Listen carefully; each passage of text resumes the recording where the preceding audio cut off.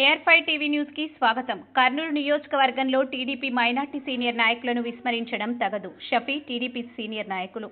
కర్నూలు నియోజకవర్గంలో minority TDP senior నాయకులను విస్మరించడం తగదని మైనార్టీ టీడీపీ సీనియర్ నాయకులు షఫీ ఆవేదన చెందారు.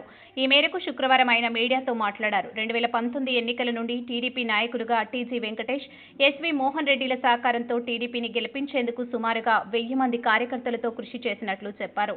అయితే ఆ సందర్భంగా టీడీపీ ఓడిపోవడం బాధాకరమన్నారు. అదే స్ఫూర్తితో 2024 ఎన్నికల్లో టీడీపీ గెలుపు కోసం కరోనా నేపథ్యంలో సీఎన్ ఆర్మీ విధానాలతో రైల్వే స్టేషన్ ప్రాంతంలో ప్రతి రోజుకు 300 మందికి అన్నదానం చేయడం, ప్రజలకు అందుబాటులో ఉంటూ టీడీపీ పట్ల భరోసా కల్పించామని అన్నారు. దీనికోసం 7 లక్షల వరకు ఖర్చు పెట్టడం జరిగిందన్నారు. పార్టీ కోసం తాము ఆస్తులు అమ్ముకోవడమే కాకుండా అప్పులు చేసుకున్నామని అన్నారు. అలాంటి తమను కర్నూలు నియోజకవర్గం టీడీపీ పెద్దలు గుర్తించకపోవడం బాధాకరమని ఆవేదన చెందారు. ఇప్పటికైనా టీడీపీ పెద్దలు గుర్తిస్తే టీడీపీ గెలుపుకు అత్యధిక మెజార్టీ వచ్చేలా కృషి చేసి నిరూపించుకుంటామని ఆయన తెలిపారు. G Vijay Kumar, staff reporter, Kurnool.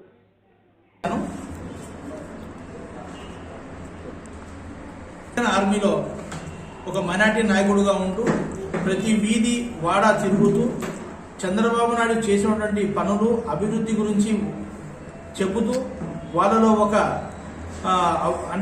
ధైర్యాన్ని నింపుతూ కష్టపడిన వ్యక్తులం మేము.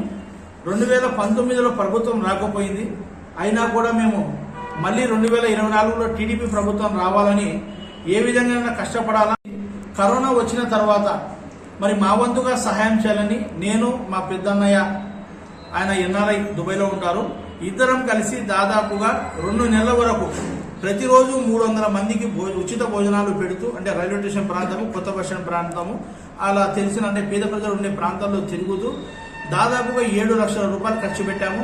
పార్టీలో తిరుగుతూ ఆస్తులు కూడా పోగొట్టుకున్న రోజులు కూడా ఉన్నాయి, అప్పులు కూడా చేసుకున్న పరిస్థితులు కూడా ఉన్నాయి మావి. అయినా కూడా ఒక ధైర్యంతో ఖచ్చితంగా మాకు పార్టీ నుంచి న్యాయం జరుగుతుంది అని ఒక నమ్మకంతో మేము ఈరోజు కష్టపడ్డాము.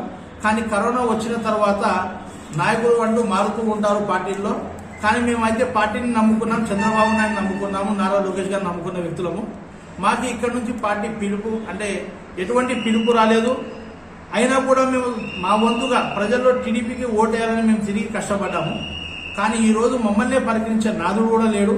కర్నూలు ఎస్టీబీసీ ప్రాంతానికి నారా లోకేష్ వచ్చినప్పుడు మేము చేసిన సేవలు, మేము చేసిన పనుల గురించి ఆయనకు వాట్సాప్ ద్వారా పంపిస్తే చీమ కుడితే కూడా ఏమి కుట్టనట్లుగా ఆయన వివరించిన పరిస్థితి ఏర్పడింది.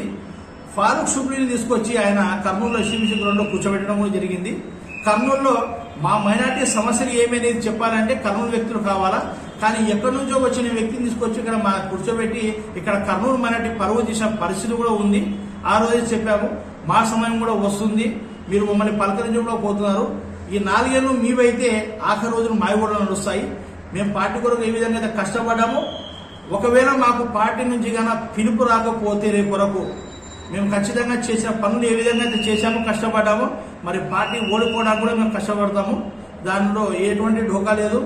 రేపు కూడా మేము మా వర్గం అంటే మా పార్టీ వర్గంతో అంటే మాతో పాటు కొంతమంది వర్గాలు ఉన్నాయి, అదేవిధంగా మైనార్టీ వాళ్ళు కూడా ఉన్నారు, వాళ్ళతో మాట్లాడి మాకు జరిగిన అన్యాయం గురించి వాళ్ళకి చెబుతూ, ఒకవేళ పిలుపు రాకపోతే మాకు జరిగిన అన్యాయం గురించి వాళ్ళకి చెబుతూ, మేము మా సొంత మళ్ళీ అప్పుడైనా కూడా సరే, ఇంకో కొంచెం అప్పైనా కూడా సరే, మేము తిరిగి కష్టపడి పార్టీని ఓడగొట్టడానికి సిద్ధమే. అటువంటిది ఇంకా ఏమి ఉండదు. ఇంకా నా పేరు సయ్యద్ షఫీవుల్లా.